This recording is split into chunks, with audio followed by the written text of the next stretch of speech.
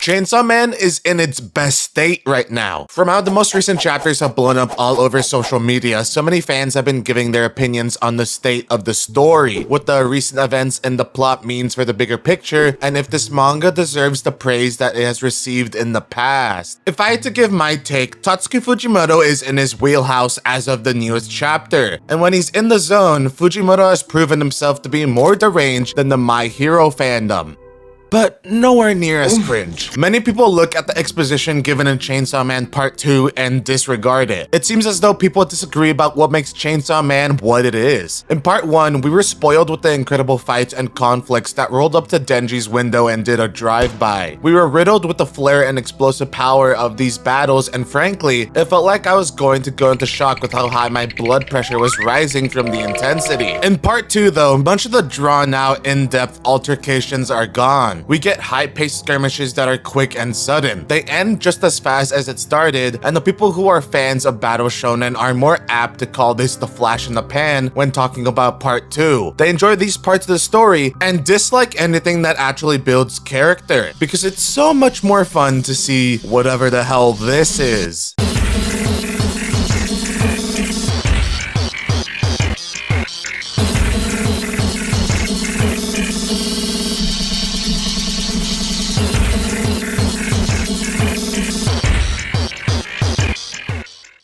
I think some fans are looking for something in the wrong place when they come to read Chainsaw Man. This is because Part 1 included fast-paced action and story beats. When people read the first part, they feel like they were promised the same kind of storytelling in Part 2. It's normal for stories to adapt and change, but many people who feel opposed to the changes aren't big fans of Chainsaw Man's most recent predicaments. I'd equate them to Denny's enjoyers going to a Waffle House and being surprised when another brawl breaks out in the restaurant. Tatsuki Fujimoto has loved two different topics which are shown in his work before Chainsaw Man and afterwards as well: character building and dark themes. In Chainsaw Man, Denji is someone who's deprived of everything, and when he does have something, it quickly is taken away from him or is warped into something that surrounds and takes control of him. He never had a good time growing up, since he was a kid in the streets doing dirty jobs for the Yakuza, working for public safety wrapped around the finger of Makima, or the many people who want to take control of his powers in his high school era. With the introduction of Asa, we learn more about the awkward and traumatic events that the characters who Tatsuki Fujimoto writes have to go through. You're a pussy! The side characters are also developed to a point where you feel sorry for a lot of them, because the world they live in does not promote a healthy lifestyle. No amount of Ozempic or CBD oil is going to protect you from an exploding car. In Part 1, you have Denji being manipulated by other characters for their own benefit. He feels like he is on a one-way street towards a sign that says, "Fuck you." And it isn't until someone snaps him out of it that he's able to take control of his own life, if only for a moment. From there, in Part 2, he keeps getting emotionally manipulated, and this type of control can lead to very uncomfortable situations, which I'll get into later. It isn't a secret that Denji is a messed up person. He has flaws just like anyone else, and being as naive as he is to the world, Tatsuki Fujimoto lays it out for all of us that his desires he's spoken out loud are simple, but there's an underlying longing for something more as we get deeper into the story in Part 2. From the end of Part 1, we see inklings of this, and you must not have recognized them if you're the type of person to skip over cutscenes in video games. In all of his stories, Fujimoto is always building towards something in the end regarding the main characters in his stories. The anger and frustration I see with Chainsaw Man doesn't stem from the fact that the plot, storytelling, or anything else is low quality. Everything you see in the manga to this point is on par with Fujimoto's style. I think it comes from the fact that unlike Part 1, Part 2 takes a slower approach, much like the bridging and climax of Fire Punch and the main meat of his one-shots. In Fire Punch, the protagonist goes through a drastic change where he falls victim to his delusions. There isn't much action between every scene, but it more so depicts the kind of insanity that he's been put through. This isn't spoilers because it's in Chapter 1, so save your crocodile tears for the next time you misinterpret Chainsaw Man's story. Agni is the main character of Fire Punch, and in the beginning of the story, he is set on fire with flames that will not extinguish until all fuel it's using has been consumed. Since he is blessed with extraordinary regeneration powers though, he is able to survive the flames and suffers in an eternal blaze. It took him 8 years to get his head on straight and to be able to bear bear the pain. I'm not sure about you, but I know nobody who would be built enough to endure that. No one is that strong, not emotionally, physically, or spiritually. If you think you are, no, you're not. There is no main character in this world. Agony had to be a special type of fucked up to be able to survive this. The manga hints at this all throughout its runtime, but I believe with every little block that was added to the Jenga tower, we got to see progression and it eventually came tumbling down in a fashion that was befitting of Fujimoto's writing. I don't know what to say. Goodbye Eri is another one of my favorite stories, and it explores the concept of loss, grief, and how to cope with it through a creative lens. The main character likes to make his own movies, so the opening of the story follows him filming his mother's last moments as she suffered through her terminal illness. It can be seen as an attempt to shock the viewer when it comes to the resolution shown in the character's film, but as you get deeper into the one-shot and are at its ending, you understand that this opening scene was to establish our MC's style of dealing with his issues. He never thought of this as a game or entertainment, but it was his way of expressing himself, and that's some beautiful storytelling through characterization. With how slow Chainsaw Man Part 2 is compared to the first part, I understand why Gen Z and Gen Alpha would much rather watch brain rot comedy. Just want to know if I can see it from the front or not. If you know Fujimoto's style of writing, you know that he is going to deliver on his promise of providing an entertaining ending, a conclusion to this story that will be his style in the best way possible. Fans might be suffering because this is a critically acclaimed work by so many, and with how part 1 went, Fujimoto going back to his comfort zone in storytelling with part 2 is like being slapped in the face with raw beef. It's not as bad as you think, but you wouldn't want it to happen to you. The other topic that Fujimoto loves to explore is dark themes. I think from what's out of the Chainsaw Man anime, fans could quickly tell that events escalated quickly. From a devil that attacked a portion of the city to literal terrorists with devil contracts holding up in the middle of Tokyo, if you've been following the pattern of the story, it will only get crazier from here. Much of these things are shoved into your face in part 1, and it's very easy to remember them. Unfortunately, in part 2, people with no object permanence can't understand that many of the reveals are yet to be had, but they've been alluded to here and there and talked about on a regular basis. There's a definite showdown coming at the end of part 2, but it might not be in the way we imagine, rather in the way that fits Fujimoto's style and his vision. In part 2, there are so many ideas brought up and executed that make me feel uneasy. Starting off, multiple instances of students being psychotic enough to welcome the power of a devil in order to accomplish their selfish desires that they want or see as righteous. The story literally brings up the meme, "Don't come to school tomorrow," and it delivers on the kind of horror that entails in a tragic world like Chainsaw Man. Getting deeper into it, there's a church and religion following Chainsaw Man. It fits better into the confines of a cult because there are certain traditions that aren't of the norm that they employ onto their subjects. Student marriages were a subject that we quickly moved on from during the Chainsaw Man church arc, but if you just take a second and listen to that concept, that is the most insane tradition. These people need to be studied. We'll stick them on an island and, oh wait, that's already the plot of a book. The people around the city who are turning into fucked up spawns of Chainsaw Man is another product of what seems like the Chainsaw Man cult following. It's that or a byproduct from someone else interfering and taking advantage of their obsession with Chainsaw Man. This is only one of the unanswered plot points in the story, and it begs the attention of those who remember it and fits the dark, twisted theme of a society at the brink. In Fire Punch, sexual crimes and discrimination are brought up a lot to clearly indicate who the bad people in the series are. While the frequency of it happening may be something that can be argued, I think that in a world like Fire Punch, there would be a lot of horrible things happening to individuals with no power. With the blessed running the world, it's only a matter of time until they take advantage of the power and become monsters. I can't tell if that's the doomer in me talking because of the amount of shit that American politics likes to stick its nose in. In Goodbye Eri, the story explores the concept of death and grief. This is something we all experience differently, and as a creative, I can empathize with the main character and how he processed everything that he went through. It is later revealed how much more he was already dealing with and how that comes up in the future to haunt him. When it looks like everything is about to be over though, Fujimoto always manages to subvert expectations. His stories are like ordering a 10-piece McNugget meal from McDonald's but then getting 11. You were satisfied with the story, but you get a little extra that makes it that much more filling. The only thing being talked about though isn't the fact that Chainsaw Man might have lost its plot. There are criticisms about the art style as well. Fans say that much of the recent chapters look like messy sketches and don't have the bold line line art that much of Fujimoto's work had in part 1. Let's start off with that. Much of the bold line art comes to the grand fights in Chainsaw Man. In part 1, this made up much of the plot and never ceased to exist because of the tension between every arc and how closely connected they were with each other. It's like the tension between me queuing for another Street Fighter 6 match or hurling my computer out the window. In part 2 though, there is a bigger scope of different factors. Even if there aren't international criminals vying for Chainsaw Man's heart, that doesn't mean the moving parts in the story are less interesting. In this case, there are different facets of society, whether it be the masses of Japan, the young people in the church, public safety, or rogue devils fighting for vastly different goals, but not all of them are related to Chainsaw Man this time. It does feel like Denji is being used as a pawn at some points in some of their plans, and that's how it's ultimately going to be. At least this is set in the 90s, so Denji won't be coerced into being someone's Discord kitten so easily.